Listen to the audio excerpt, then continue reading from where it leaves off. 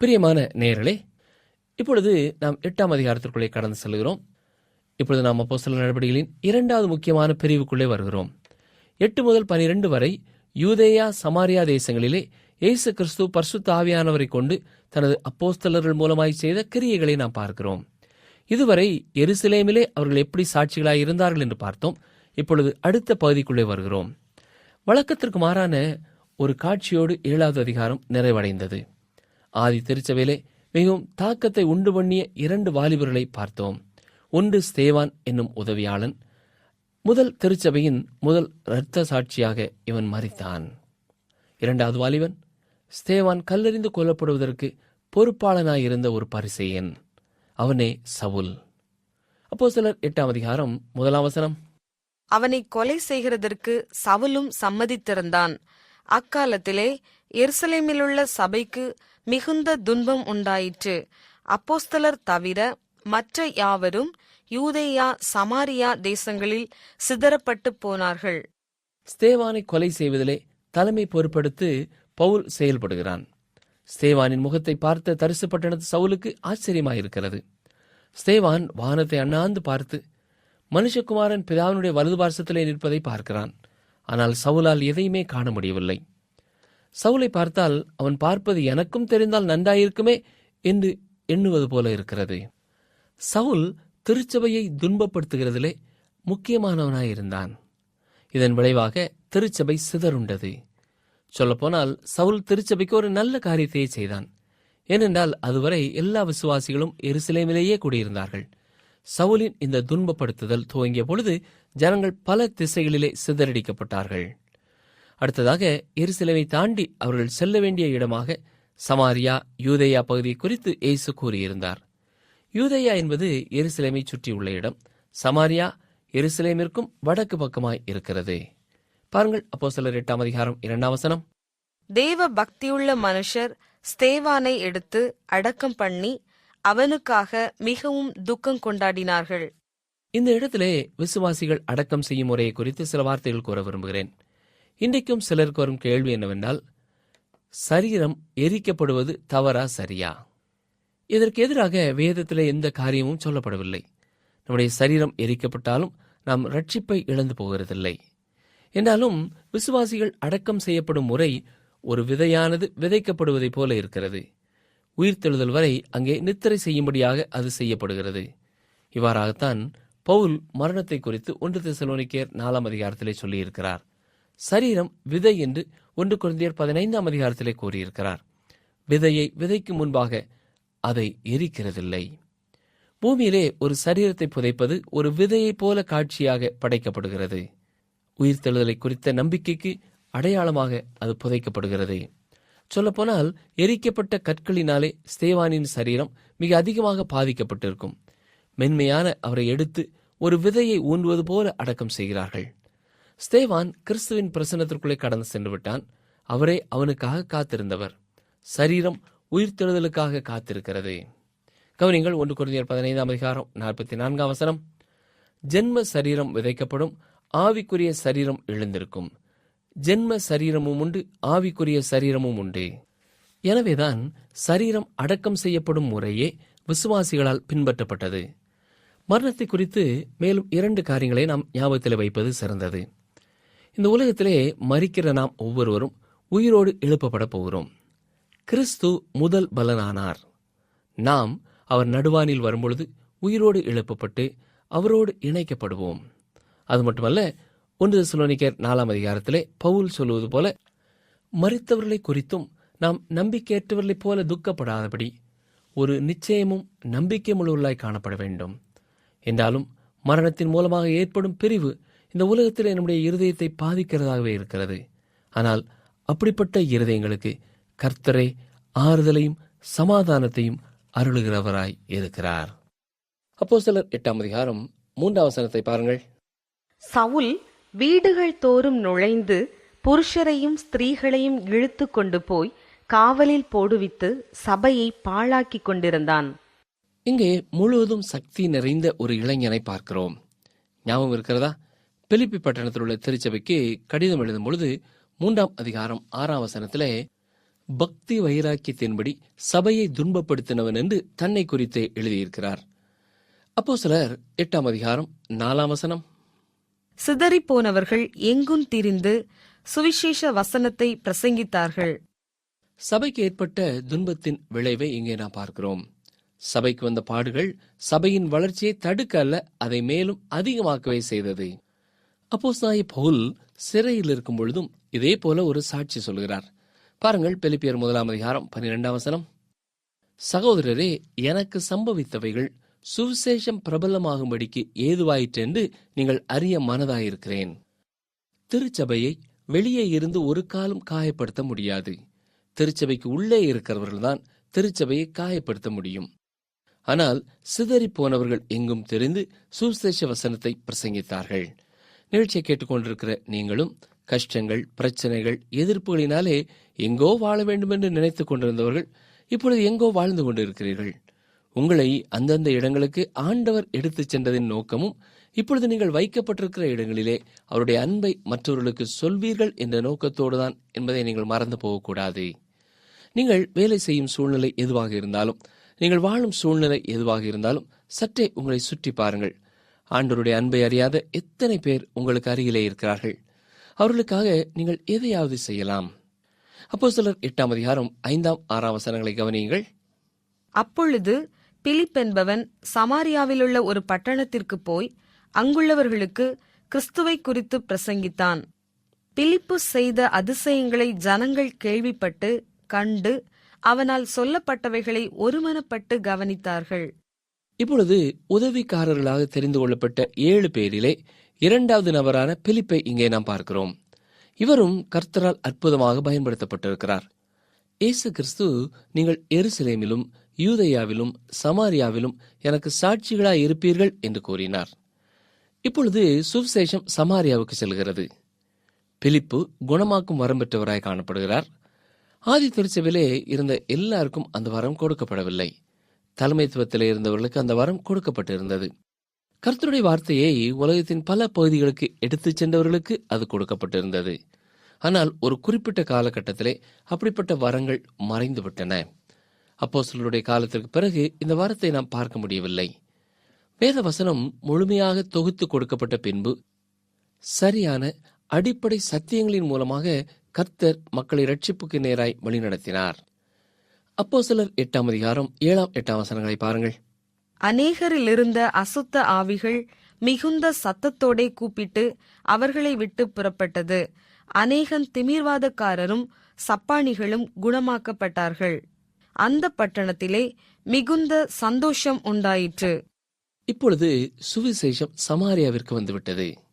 சமாரியாவிலே பிலிப்பு நன்றாக ஏற்றுக்கொள்ளப்பட்டார். சுவிசேஷம் சென்ற இடத்திலெல்லாம் மிகுந்த சந்தோஷம் உண்டாயிற்று. இப்பொழுது திருச்சபை வேகமாக வளர்ந்து வருவதனால் உண்மையாக விசுவாசிகளாக மாறாதவர்களும் திருச்சபையிலே இணைய ஆரம்பித்தார்கள்.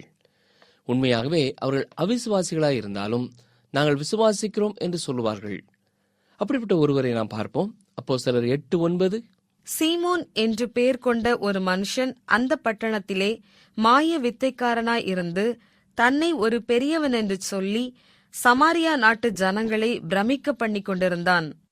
இங்கே அவன் தன்னைத்தான் ஒரு பெரியவன் போல காட்டிக் கொள்கிறான். இன்றைக்கும் இப்படிப்பட்டவர்களை நீங்கள் பார்க்கலாம். மற்றவர்களை விட நாங்கள் சிறப்பான காரியங்களை செய்கிறோம் என்று தாங்களே சொல்லுகிறவர்கள் தங்களை வேறுபடுத்திக் கொள்ளுகிறார்கள். இப்படித்தான் சீமோன் என்ற அந்த மனிதனும் செய்து கொண்டிருந்தான். வசனம் 10-11 பாருங்கள். தேவனுடைய பெரிதான சக்தி இவன்தான் என்று எண்ணி சிறியோர் பெரியோர் யாவரும் அவனுக்கு செவி கொடுத்து வந்தார்கள். அவன் அநேக காலமாய் தன்னுடைய மாய வித்தைகளினாலே அவர்களை பிரமிக்க பண்ணினதினால் அவனை மதித்து வந்தார்கள். அவனை ஒரு தெய்வத்தைப் போல மனிதர்கள் எண்ணினார்கள். இந்த மனிதனுடைய திறமையிலேயும் நாம் மயங்கிவிடக்கூடாது.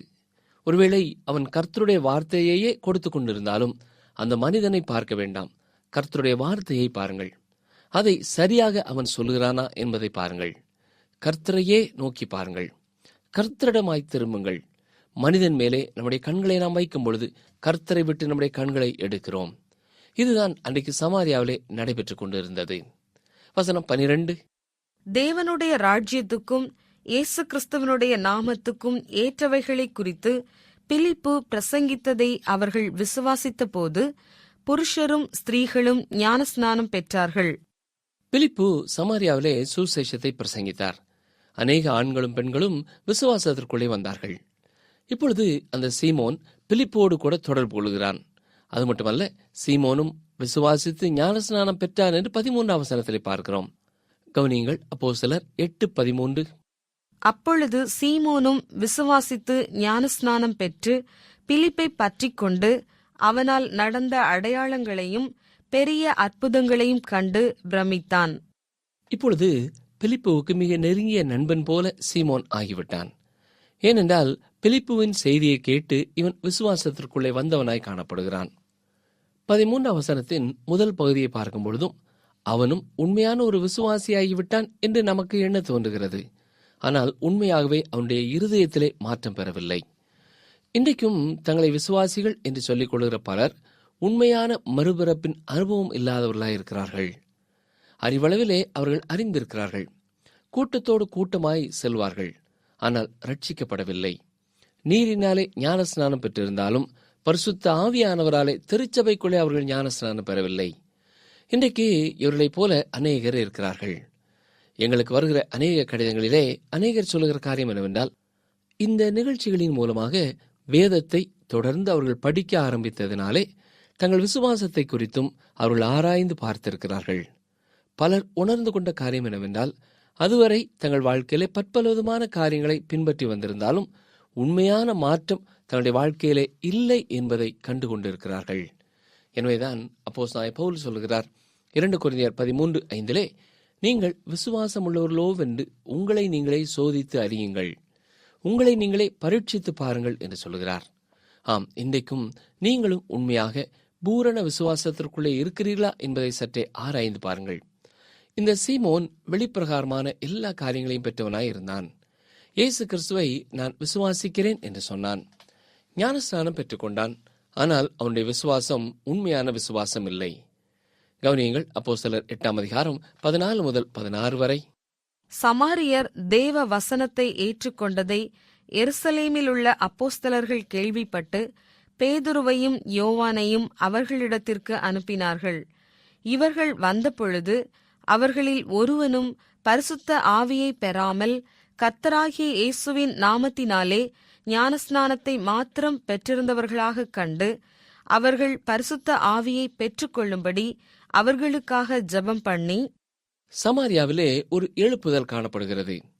பரிசுத்த ஆவியானவருடைய கிரியை என்பதை அப்போஸ்தலர்கள் கேட்டபொழுது அது எவ்வளவு உண்மையானது என்பதை அறிந்து கொள்ளும்படியாக பேதுருவையும் யோவானையும் அனுப்பினார்கள். அவர்கள் அங்கே சென்றபொழுது அங்கே அநேக உண்மையான விசுவாசிகள் மறுபிறப்பு அடைந்திருப்பதை கண்டார்கள். ஆனாலும் பரிசுத்த ஆவியினாலே திருச்சபைக்குள்ளாக ஞான ஸ்நானம் பெறவில்லை என்பதை கண்டார்கள். பரிசுத்த ஆவியானவர் அவருடைய வாழ்க்கையிலே இல்லை. இதன் பொருள் என்ன? அவர்கள் ரட்சிக்கப்படவில்லை.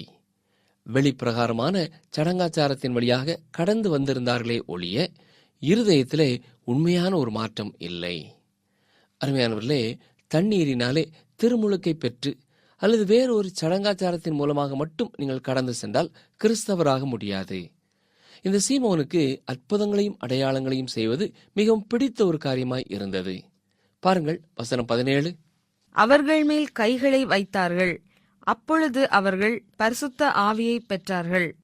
ஒருவேளை பிலிப்பு சுவிசேஷத்தை குறித்த எல்லா உண்மைகளையும் எதிர்பார்ப்புகளையும் கூறாமல் இருந்திருக்கலாம், அல்லது அவர்கள் அதை ஏற்றுக்கொள்ளாமல் இருந்திருக்கலாம். என்ன இருந்தாலும் இப்பொழுது அப்போஸ்தலரோடு கூட இணைக்கப்பட்டவர்களானார்கள்.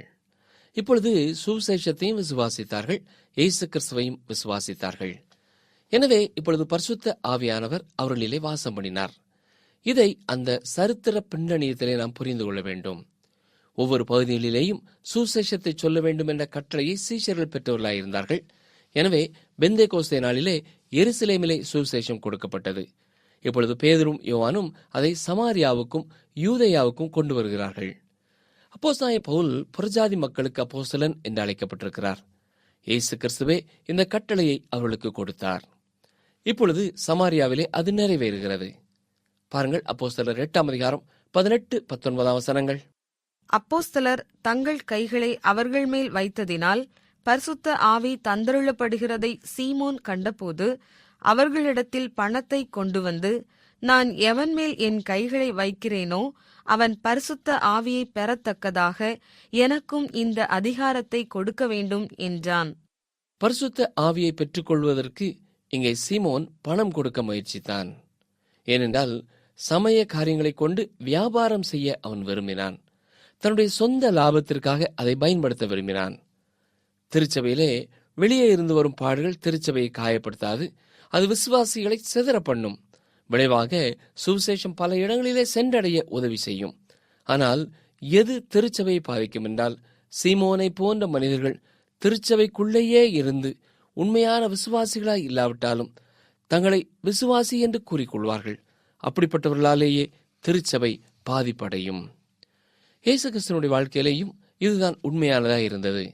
அவரோடு இருந்த 12 பேரிலே ஒருவராலேயே அவர் காட்டிக் கொடுக்கப்பட்டார். அவருடைய சொந்த ஜனங்களை அவரை காட்டிக் கொடுத்தார்கள். ரோம அதிகாரிகளிடத்திலே அவருடைய சொந்த ஜனங்களை அவரை ஒப்புக் கொடுத்தார்கள். அவர்கள் அவரை சிலுவையிலே அறைந்தார்கள். இன்றைக்கும் திருச்சபைக்குள்ளே இருக்கிற மனிதர்களாலேயே இயேசு கிறிஸ்து காட்டிக் கொடுக்கப்படுகிறார். ஒருவேளை நீங்கள் நேரடியாக அப்படிப்பட்ட ஒரு செயலை செய்யாதவர்களாய் இருந்தாலும், அப்படிப்பட்ட செயல்களை செய்கிறவர்களுக்கு உதவி செய்கிறவர்களாய் இருந்தால் நீங்களும் தேவனை துக்கப்படுத்துகிறீர்கள் என்பதை உணர்ந்து கொள்ளுங்கள். இது எப்படி இருக்கிறது என்றால், ட்ராய் என்ற பட்டணத்திற்குள்ளே கொண்டு வரப்பட்ட அந்த மரக்குதிரையை போல இருக்கிறது. அந்த மரக்குதிரை உள்ளே வரும் பொழுது அது மிகவும் பலமுள்ளதாக, எந்த ஒரு தீமைக்கும் விழுந்து போகாததாய் இருந்தது. பிசாசானவனும் திருச்சபையை அழிப்பதற்காக வெளியே இருந்து முயற்சிகளை எடுக்கிறான். வெளியே இருந்து திருச்சபையை தாக்கினால் திருச்சபை வளருகிறதை ஒழிய அழிகிறதில்லை என்பதை கண்ட அவன் திருச்சபைக்குள்ளே இருக்கிற மனிதர்களுக்குள்ளே புகுந்து திருச்சபையை நாசப்படுத்தி கொண்டிருக்கிறான். இன்னைக்கு திருச்சபையிலே போதகராய் இருக்கிற எத்தனையோ பேர் இந்த உண்மையை உணர்ந்தவர்களாய் இருக்கிறார்கள். நாம் திருச்சபையை கெடுக்கும் பிசாசின் மனிதர்களாய் இருக்கிறோமா என்பதையும் ஆராய்ந்து பார்க்க வேண்டும். அப்போஸ்தலர் 8ஆம் அதிகாரம் 20-21 வசனங்களை பாருங்கள். பேதுரு அவனை நோக்கி, தேவனுடைய வரத்தை பணத்தினாலே சம்பாதித்துக் கொள்ளலாம் என்று நீ நினைத்தபடியால் உன் பணம் உன்னோடே கூட நாசமாய் போக கடவது. உன் இருதயம் தேவனுக்கு முன்பாக செம்மையாய் இராதபடியால் இந்த விஷயத்திலே உனக்கு பங்கும் இல்லை, பாகமும் இல்லை. இந்த காரணத்தினாலேயே இந்த மனிதன் உண்மையான மறுபிறப்பு அடையவில்லை என்பது தெரிகிறது. அவனுடைய இருதயம் கர்த்தரோடு சரியானதா இல்லை என்பதை பேதுரு வெளிப்படுத்துகிறார். அவனுடைய ஆசை எல்லாம் பணம்தான். இன்றைக்கும் எத்தனையோ பேர் திருச்சபைக்குரிய காரியங்களை தன்னுடைய சொந்த லாபத்திற்காக பயன்படுத்த முற்படுகிறார்கள். அப்படிப்பட்டவர்களை இனம் கண்டுகொண்டு திருச்சபையை விட்டு வெளியேற்றுவதே சிறந்தது. அல்லது அவருடைய வாழ்க்கையிலே அவர்கள் மனம் திரும்ப வேண்டும். வசனம் 22-23. ஆகையால் நீ உன் துர்க்குணத்தை விட்டு மனம் திரும்பி தேவனை நோக்கி வேண்டிக்கொள். ஒருவேளை உன் இருதயத்தின் எண்ணம் உனக்கு மன்னிக்கப்படலாம். நீ கசப்பான பிச்சிலும் பாவக்கட்டிலும் அகப்பட்டிருக்கிறதாக காண்கிறேன் என்றான். ஆம், சீமோன் பேதுரு சொல்வதை விட இன்னும் கடினமான வார்த்தைகளை நாம் சொல்ல முடியாது. பாருங்கள், அப்போஸ்தலர் 8:24. அதற்கு சீமோன், நீங்கள் சொன்ன காரியங்களில் ஒன்றும் எனக்கு நேரிடாதபடிக்கு எனக்காக கர்த்தரை வேண்டிக் கொள்ளுங்கள் என்றான். இந்த சீமோன் எதற்காக ஜெபிக்கிறான்? தான் ரட்சிக்கப்பட வேண்டும் என்று ஜெபிக்கவில்லை. இந்த பயங்கரமான காரியங்கள் எதுவும் தனக்கு நேர்ந்துவிடக்கூடாது என்பதற்காகத்தான் ஜெபிக்கும்படியாய் கேட்கிறான். இந்த மனிதன் உண்மையாகவே கர்த்தரிடத்திலே வந்தானா இல்லையா என்பது நமக்கு தெரியவில்லை. வசனம் 25. இவ்விதமாய் அவர்கள் கர்த்தருடைய வசனத்தை சாட்சியாய் அறிவித்துச் சொன்ன பின்பு சமாரியருடைய அநேக கிராமங்களில் சுவிசேஷத்தை பிரசங்கித்து எருசலேமுக்கு திரும்பி வந்தார்கள். இப்பொழுது சுவிசேஷம் உலகத்தின் கடைசியை நோக்கி செல்லுகிறது. எருசலேமிலே ஆரம்பமானது. அப்போஸ்தலர் அங்கே இருந்ததினாலே அங்கே ஒரு திருச்சபை ஆரம்பமானது. சீக்கிரமாக சுவிசேஷம் அந்தியோகியாவிற்கு செல்ல போகிறது. பின்னர் அது எபேசிற்கு செல்லும், அலெக்சாண்டரியா பட்டணத்திற்கு செல்லும், ரோமாபுரிக்கு செல்லும். இப்பொழுது அது உலகத்தின் பல பகுதிகளுக்கு சென்று விட்டது. சுவிசேஷத்தை பூமியின் கடைசி வரை எடுத்துச் செல்லும் மிக சிறப்பான ஒரு சாதனம் வானொலி. முதல் நூற்றாண்டு முதல் செய்ய முடியாத ஒரு பெரிய காரியத்தை திருச்சபையானது வானொலியை கொண்டு செய்து முடிக்க முடியும். சுசேஷம் சொல்லப்பட்டிராத எல்லா இடங்களிலேயும் அது ஊடுருவி செல்ல தேவன் இன்றைக்கும் பயன்படுத்தும் ஒரு உபகரணம் வானொலி. வேறு எந்த வகையிலேயும் சந்திக்க முடியாத ஒரு பெரும் கூட்ட மக்களை கர்த்தர் வானொலி மூலமாக இன்றைக்கும் சந்தித்து வருகிறார். அப்போஸ்தலர் நடவடிக்கைகளின் புத்தகம் 8, 9, 10 அதிகாரங்களிலே குறிப்பிடத்தக்க மனமாற்றங்களை குறித்து நாம் பார்க்கிறோம். 8வது அதிகாரத்திலே காமின் மகனான எத்தியோப்பிய மந்திரியின் மனமாற்றத்தையும், 9வது அதிகாரத்திலே சேம் வம்சத்தைச் சேர்ந்த தர்சு பட்டணத்து பவுலின் மனமாற்றத்தையும், 10வது அதிகாரத்திலே யாபேத்தின் மகனான ரோம 100க்கு அதிபதியான கொர்நேலியுவின் மனமாற்றத்தையும் நாம் பார்க்கிறோம். உலகத்தில் உள்ள எல்லா வம்சங்களுமே இந்த 3 வம்சங்களின் வழிகள்தான். இவர்கள் மூவரும் நோவாவின் புதல்வர்கள். இந்த 3 உதாரணங்களிலேயும் அந்த மனமாற்றத்தில் தொடர்புள்ள 3 காரியங்களை நாம் கவனிக்க வேண்டும். முதலாவதாக பரிசுத்த ஆவியானவருடைய செயல்பாடு. பரிசுத்த ஆவியானவர் பிலிப்பை சமாரியாவுக்கு கொண்டு சென்றார். அங்கே ஆவியானவர் அற்புதமாக செயல்பட்டார். பின்னர் பரிசுத்த ஆவியானவர் காசாவிற்கு சென்றார். எத்தியோப்பிய மந்திரியின் இருதயத்திலே கிரியை செய்தார். கர்த்தருடைய செய்திக்காக பரிசுத்த ஆவியானவர் உங்கள் இருதயத்தை ஆயத்தப்படுத்தும் பொழுதும் அந்த செய்தியை கொடுக்க ஒரு செய்தியாளரையும் ஆயத்தப்படுத்துகிறார். ஆம், பரிசுத்த ஆவியானவரின் வழிநடத்துதல் மிக மிக அவசியமானது. அநேக வேளைகளிலே பரிசுத்த ஆவியானவருடைய வழிநடத்துதல் இல்லாமல் இன்றைக்கு பல பணிகள் செய்யப்படுகிறது. இதனாலேயே விளைச்சல் இல்லை. கர்த்தருடைய பணியை செய்யும் முன்னதாகவே நாம் அதிகமாக அதற்காக ஜெபிக்க வேண்டும். எந்த ஒரு குறிப்பிட்ட நபரிடத்திலே சுவிசேஷத்தை கூறப்போகிறோமோ அந்த நபருக்காக நாம் அதிகமாக ஜெபிக்கும் பொழுது பரிசுத்த ஆவியானவர் அவருடைய இருதயத்தை ஆயத்தப்படுத்தி வைத்திருப்பார். சரியான நேரத்திலே அவர்களிடத்திலே நம்மை வழிநடத்துவார்.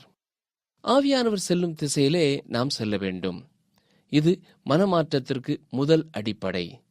இதை நாம் பார்க்கிற 3 உதாரணங்களிலேயும் தெளிவாக பார்க்கலாம். இரண்டாவதாக கர்த்தருடைய வார்த்தை. ரோமர் 10 அதிகாரம் 17 வசனத்திலே பார்க்கிறது போல விசுவாசம் கேள்வியினாலே வரும், கேள்வி தேவனுடைய வசனத்தினாலே வரும். பரிசுத்த ஆவியானவர் கிறிஸ்துவனுடைய வார்த்தைகளை எடுத்தே அதை பயன்படுத்துவார். ஆனால் மூன்றாவதாக அங்கே தேவனுடைய மனிதன் ஒருவனை தேவன் பயன்படுத்துவார். அங்கே தேவனுடைய மனிதனை உருவாக்கும்படியாக கர்த்தருடைய வார்த்தையை கொடுக்கும் ஒரு தேவனுடைய மனிதனை பரிசுத்த ஆவியானவர் பயன்படுத்துவார்.